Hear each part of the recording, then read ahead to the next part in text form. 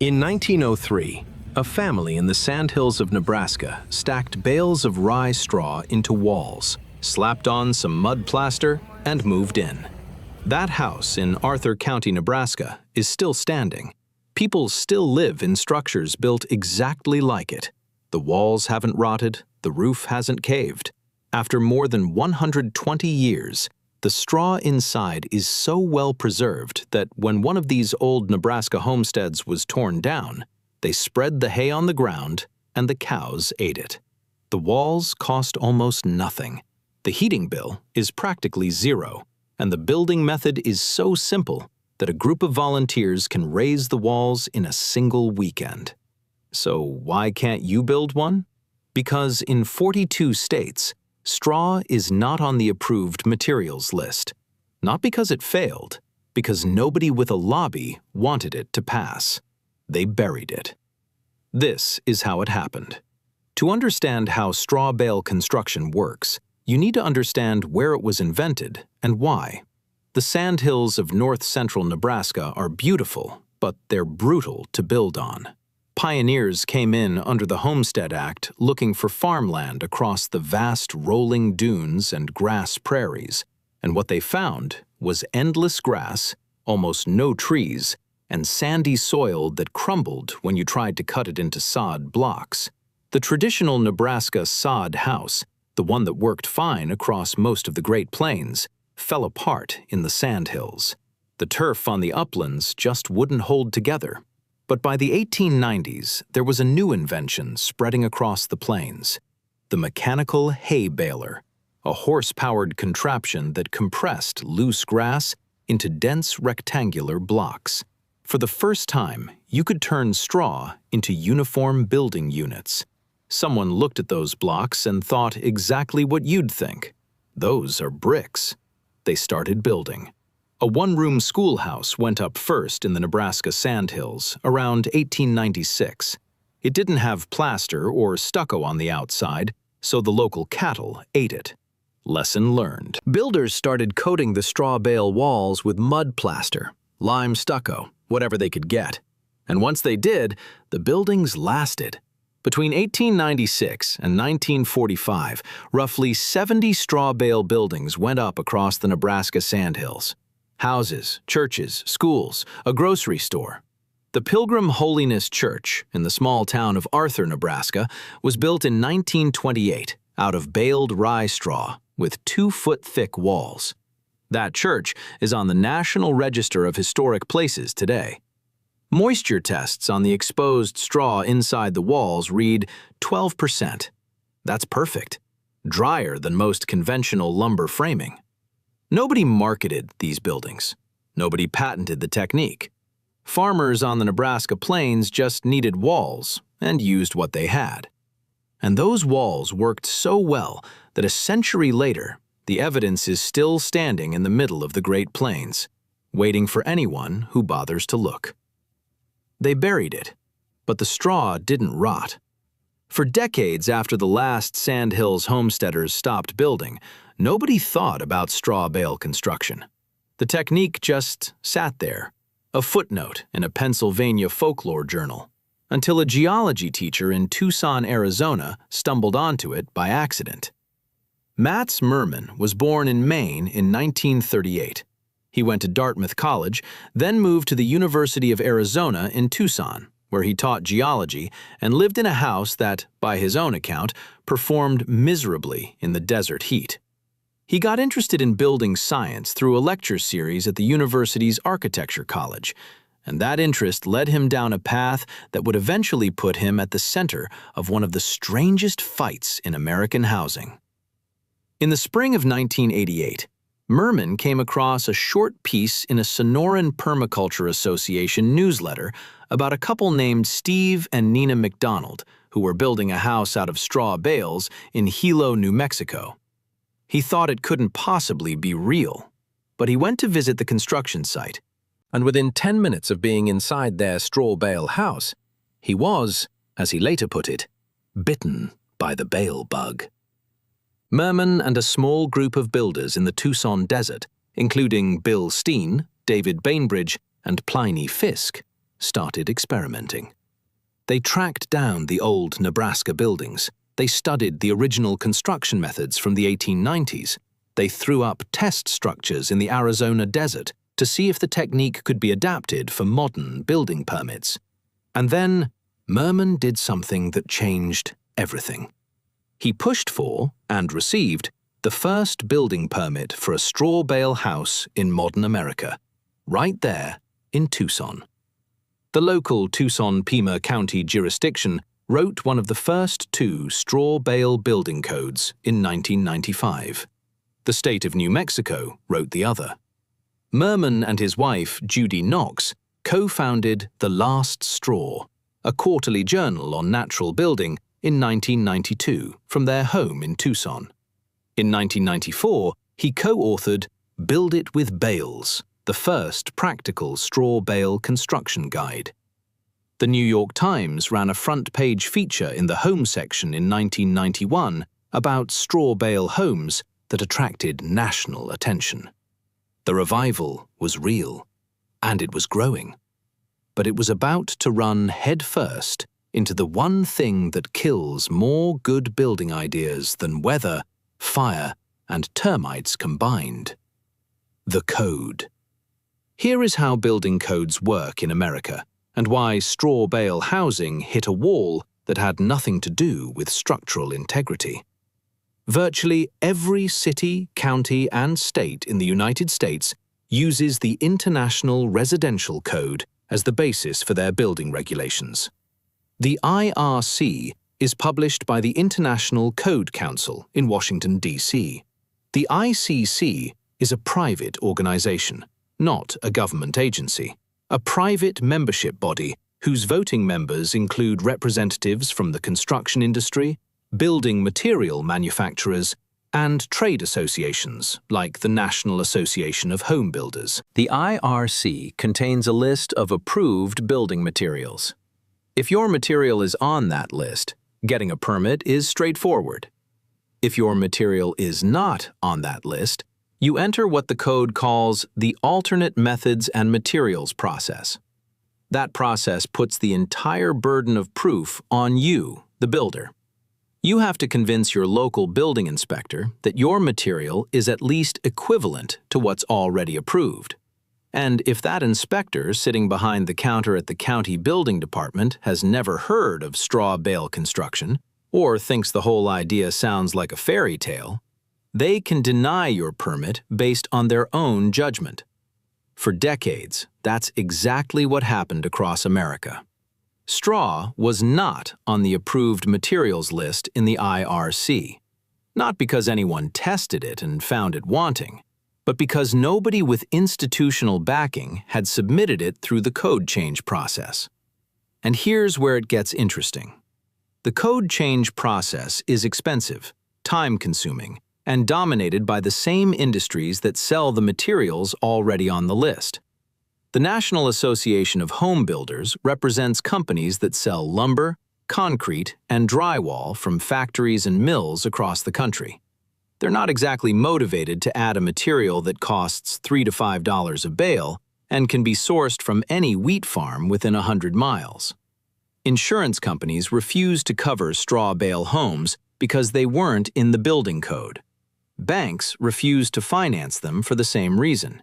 And building departments turned families away because they had no framework to evaluate the structures. It was a closed loop. No code, no insurance.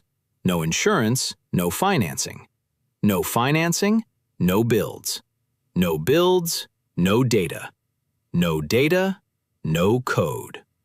Meanwhile, the test data that did exist kept saying the same thing.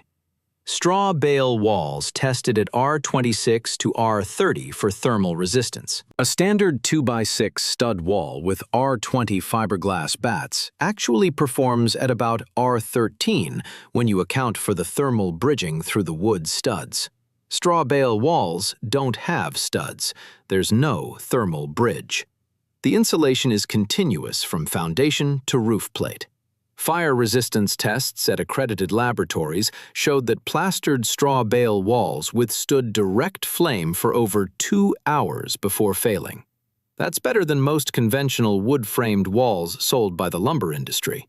Structural testing at multiple universities confirmed that plastered bale walls exceeded the load requirements for typical residential construction. The evidence wasn't missing, it was being ignored. And here's something that should make your blood pressure spike. The material that is on the approved list, oriented strand board, the stuff they sheathe your house with from the factory, it's made by pressing wood chips together with formaldehyde resin. It swells when it gets wet, delaminates over time, and has an R value of about 0.6 per inch.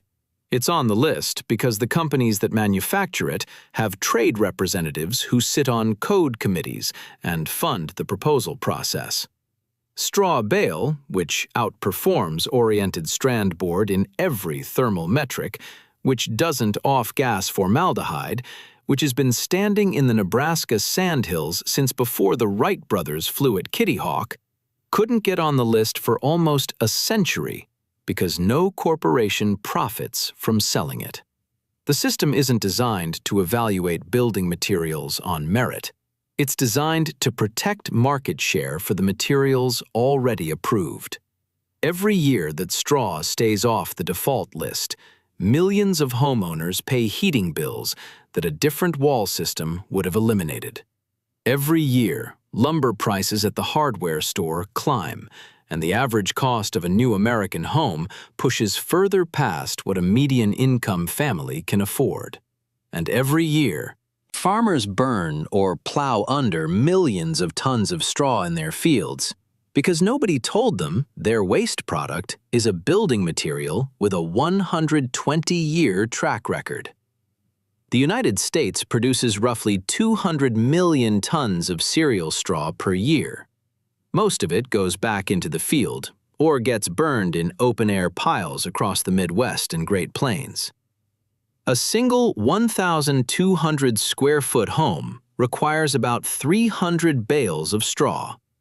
At $3 to $5 per bale from any local farm, that's somewhere between $900 and $1,500 for the entire wall system. The wall system. For a house. Compare that to lumber framing, plywood sheathing, fiberglass insulation, and vapor barrier for the same house from the building supply store. You're looking at $15,000 to $25,000 or more, depending on your region. The material exists. It's abundant. It's cheap. It performs better. And it's sitting in fields across the American heartland while families take out 30-year mortgages for houses built with materials that cost 10 times more and insulate half as well. They buried it, and then they put a code book on top. Imagine this. It's January. You're standing outside a house in rural Nebraska. The air is 4 degrees Fahrenheit. Your face hurts. Your fingers stopped working 5 minutes ago. The wind is coming across the flat open plains with nothing to stop it for 200 miles. You open the front door and step inside. 67 degrees. No furnace running, no heat pump humming. Just the residual warmth of sunlight that came through the south-facing windows hours ago, trapped inside straw bale walls that are 18 inches thick and wrapped in continuous insulation from floor to roof plate. You press your palm flat against the interior plastered wall. It's warm. Not room temperature warm, actually warm, like it's been holding heat all day and slowly releasing it back to you. That's thermal mass combined with extreme insulation.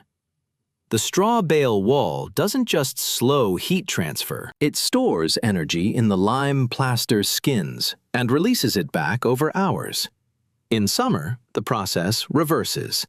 The massive walls absorb daytime heat from the sun before it reaches the interior, and the house stays cool without air conditioning. You can see it on thermal imaging cameras. Point an infrared camera at a conventional stick-frame house in the Nebraska winter, and it lights up like a neon sign.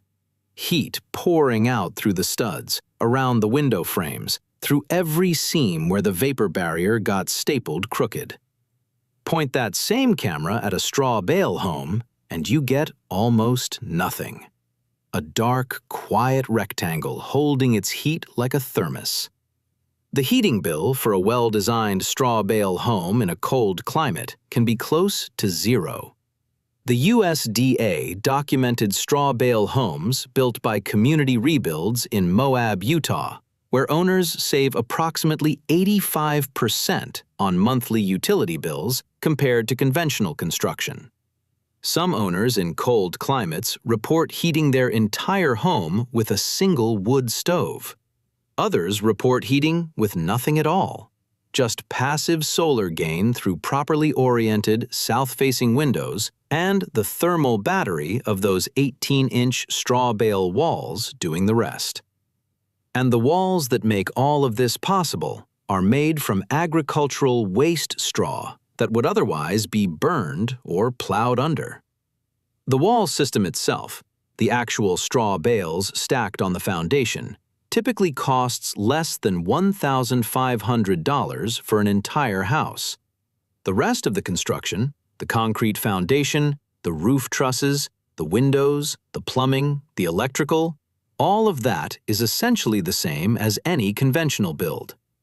The bales replace the framing, the sheathing, and the insulation in a single material that a crew of volunteers with zero construction experience can stack in a weekend at a community wall-raising event. That's the thing about straw bale construction that makes the housing industry nervous. It doesn't require specialized labor. It doesn't require expensive power tools. It doesn't require a supply chain controlled by 3 publicly traded corporations. It requires bales, plaster, and people willing to carry them. It took 13 years of volunteer effort, but on October 4th, 2013, at the International Code Council final action hearings in Atlantic City, New Jersey, a proposed appendix on straw bale construction was approved for inclusion in the 2015 International Residential Code. California architect Martin Hammer was the lead author. He'd been working on draft straw bale codes since 2001 from his office in the San Francisco Bay Area. That appendix, now called Appendix BJ in the 2024 IRC, is a real national straw bale building code. It covers load-bearing and non-structural straw bale walls, plaster specifications, moisture requirements, and structural details. But here's the catch. Appendices in the IRC are optional. Each jurisdiction, every county and city building department in America, has to explicitly adopt them, and most haven't. As of right now, the majority of building departments in America still have no straw bale provision in their local code. The national code exists on paper inside the IRC book, but adoption is patchwork. So what do you do if you want to build a straw bale home and your county building department hasn't adopted the appendix? There are 2 paths. The first is the Alternate Methods and Materials Clause that exists in every version of the IRC. It says the code is not intended to prevent the use of any material, provided the building official finds it equivalent in safety and performance. You can cite the national appendix approved by the ICC even if your jurisdiction hasn't adopted it, and the weight of an ICC-approved code carries significant authority in any permit hearing. The second path is the owner-builder exemption. Multiple states across America allow property owners to build their own primary residence without meeting the same code requirements that apply to licensed contractors. Vermont has an owner-builder exemption that's been used for decades. One man in North Heartland, Vermont, built a 3-bedroom ranch with a 2-car garage and an in-law apartment with no inspections of any kind, and later sold it for $243,000 with no problems. Montana exempts residential buildings with fewer than 5 dwelling units from state building permits, and state electrical and plumbing permits are optional for owner-builders working on their own Montana homes. Idaho has minimal enforcement in rural counties across the state. Missouri's rural counties have virtually no residential building code infrastructure. Arizona's Cochise County has an owner-builder amendment that allows construction with no inspections except a final visit for county records.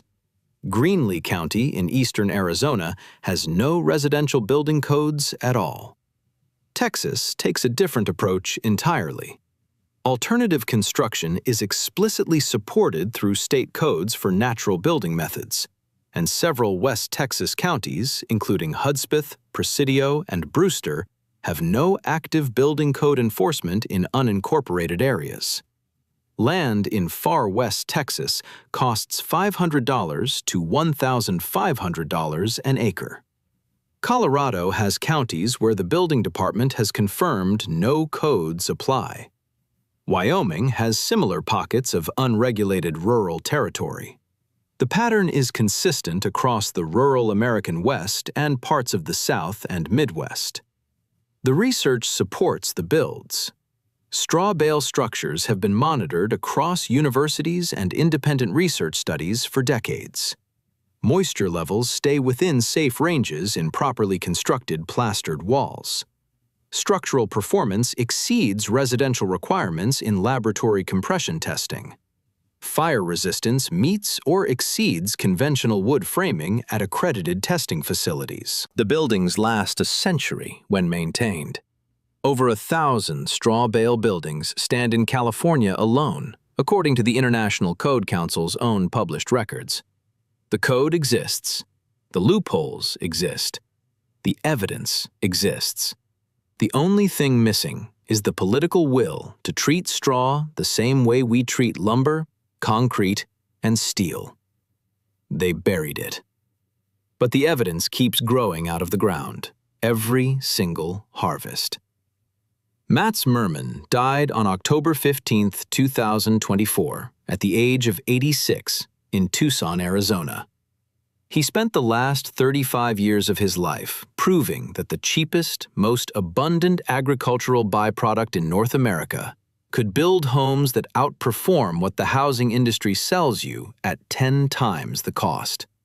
There are thousands of straw bale homes standing across the United States right now, over 1,000 in California alone. The National Code Appendix exists inside the IRC. The laboratory test data exists. The century-old proof structures exist in the Nebraska sandhills. The only people who don't want you to know about this are the ones who sell you what's on the approved list. If this is the first Lost Build Archives episode you've watched, here's what you need to know about this series. We find construction methods that work, that have been tested, that have been proven, and that someone decided you shouldn't have access to. Next episode, we're covering hempcrete, a building material made from the woody core of the hemp plant, mixed with lime binder. It's fireproof, mold-proof, carbon-negative, and it was a federal crime to grow the raw material in the United States until 2018, when the Farm Bill quietly legalized industrial hemp cultivation. The concrete industry lobby has opinions about that. We'll cover those opinions. If you're finding this helpful, hit subscribe. We cover suppressed building methods every episode.